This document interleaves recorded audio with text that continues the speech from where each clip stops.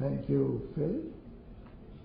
My respects to Mr. Nand and Mrs. G. Kinka. Thank you for setting up this foundation and supporting India's efforts, particularly in the renewable energy rollout. Sir David King, thank you very much for being with us in India and for all your support to this coalition. Mr. Krishna Dhawan, the CEO of Shakti Sustainable Energy Foundation.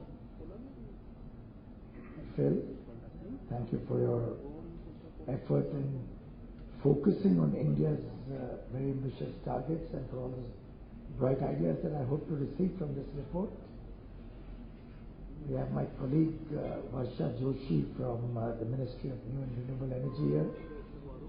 Rahul Tongia, who's attending the second function of the day with me today. Even though this is my 5th speaking assignment for the day. And I think I have one more after this, yeah. I'll stop at 6 today. Ladies and gentlemen, it's very rare to see an industrial group, a big industrial house, or a group of them working towards policy formulation. Over the years, a few think tanks have certainly put in some effort. And most of those think tanks, unfortunately, are focused more internationally than in India. Some of them do have their branches here. But I feel particularly delighted to be here today because this coalition that has put together this report on unleashing private investment in rooftop solar in India has two serious Indian partners, both the Nandan G. Kinka Foundation and the Shakti Sustainable Energy Foundation. Of course, we are very grateful to the UK Department for International Development and the Climate Group for working in partnership with the other two organizations. And I'm sure this 40 gigawatt program to be rolled out by 2022 will immensely benefit from this report. My department, in fact, studied this report, and I was a little concerned to know more about what is in store for me, what am I going to release.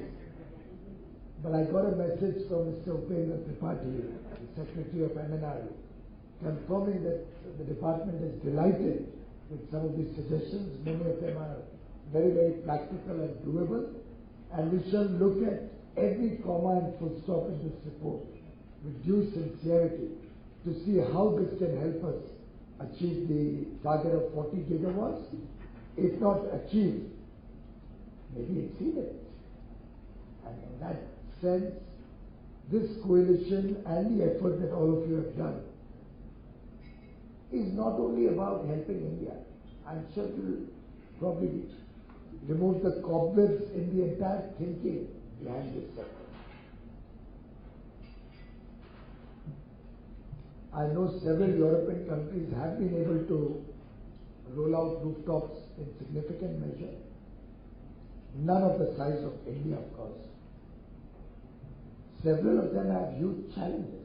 They're facing huge challenges in integrating the grid.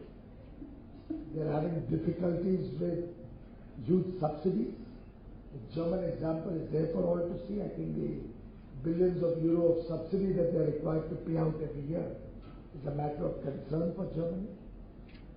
I've had some very pleasant exchanges with some of the associations in London, where they've showed me how they've moved the rooftop program almost to a do-it-yourself kit kind of program.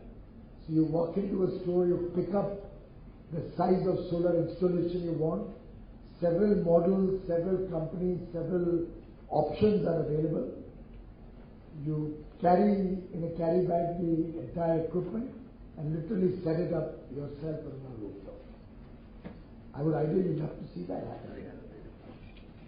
There are significant problems associated with grid integration, where I hope technological innovation, some of which I had the privilege of witnessing this morning at the Smart Grid exhibition which I inaugurated at the Manik Shaw Center, And if any of you has the time, I would urge you to go and see that. It's a very good exposition of new technologies which can help us in not only smart metering, but integrating the grid smartly so that clean and green energy becomes a very robust component of India's energy mix. And while we as policymakers have a lot to do, we've probably brought net metering in 26 of the Indian states already. They have policies, the state regulators have built out policies for net metering.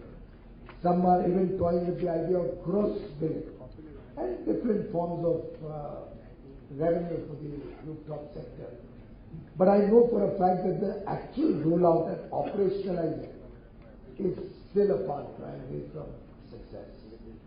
I hope Varsha and her team will talk to the various states to guarantee that any consumer who demands a net meter gets a smart net meter so that he can set up rooftop solar quickly. Let's try and do some quality checks and audits to see that we can have more and more people coming out with rooftop solutions.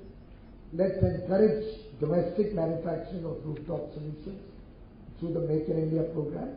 I'm happy to incentivize them if required. We could possibly move some of the amount we pay for rooftop installations. And I have a scheme where we have plans to set up 4 or 5 gigawatts, if not more, through rooftop with some government support, particularly for commercial, for government buildings, government offices, smaller households, and I'll be happy to see if that policy also needs some improvements based on the recommendations of this coalition. We have an open mind and we are not ostrich about what we decide. We are open to learning. In fact, many of you may be aware of the Uday scheme, the Ujjwal Discom Insurance Yojana.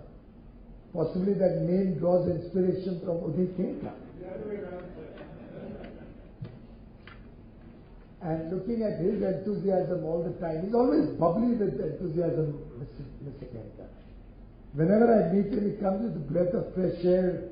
And I love youngsters with that passion in their work, with their desire to do something big, desire to contribute to this nation, desire to be a part of this story, the India story. And I find Uday is always very enthusiastic about his ideas, wants a little bit of encouragement, and is willing to go that extra mile. I don't know how many hours you sleep, Uday. But we are committed to making rooftops happen. At least for the commercial and industrial sector, it's a no-brainer. At today's solar prices, it's a win-win for anybody who's got a rooftop and is paying anything more than 5.5 rupees of per unit of electricity. In fact, I'll go a little further. Everybody recognizes that electricity tariffs are going to keep on increasing.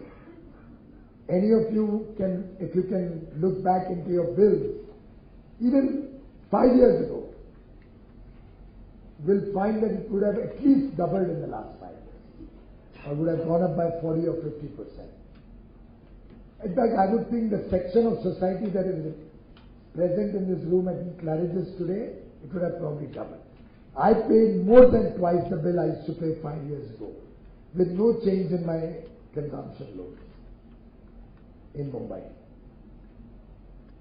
So this section of society clearly does not need subsidy support and can immensely benefit from generating rooftop solar power, particularly on industrial rooftops, office rooftops, wherever they have land which they are not able. All the rich people in India have huge amounts of land which they cannot save from encroachment. It's a big challenge in India that your land holdings get encroached by unauthorized squatters. The solar program actually gives you a tremendous opportunity to earn money while you save your land without spending on security. And I'm doing that, and I'm in fact selling this idea to all airports as a way to ward off encroachment of airports or airport lands. So I think we need to market solar a little better and find ways by which rooftop solar becomes the norm rather than the exception. We on our part hope to benefit immensely from today's own deliberations before I came in and the final recommendations that you have made. If there's any more to add based on your discussions, do let my department know. Banks are today willing to give up to 15 crore rupees, that's about $2 million, as a priority sector loan for people who want to set up rooftop solars or renewable energy projects of smaller dimension. I think you can easily do up to 2 megawatts with that. For the even smaller ones who want to do rooftop solar, you can almost get a top-up housing loan up to about $15,000, 10 lakh rupees, which should broadly suffice for an average Indian household. But even otherwise, today there's more than sufficient funding available for renewable energy projects. In fact, REC and PFC, two non-banking financial companies under our ministry, have ability to lend up to $35-40 billion for renewable energy projects. And if the credit rating and the producer of power or the company which is setting up the project has a good credit rating and the counterparty risk which we are addressing very seriously, both through Uday program, where the discoms are going to be set right and turn profitable by 2019 at the latest, the few who are making losses, but also through our introduction of SECI and NTPC as procurers of renewable energy, with a lower risk on the counterparty, with expanded scale of operations, so economies of scale come in, with transparent bidding and equal opportunity for all in a corruption-free environment. I am very confident that companies today will, or bankers today can even look at single-digit lending over long durations, 15 years, 20 years loans. For the renewable energy sector, I would urge all of you to spread the word, spread the message, attract investment from across the world and Indian investment. 100% FDI is allowed in this sector. Anything more that we can do to simplify the operationalizing of rooftop solar, or even otherwise the rollout of our renewable energy program, Uday's suggestions are always welcome, and I can reassure you of ever willing ear to listen and learn from the experience that this coalition brings to the table and that experts from around the world can suggest to us. Thank you very much once again for your effort and your support. Thank you.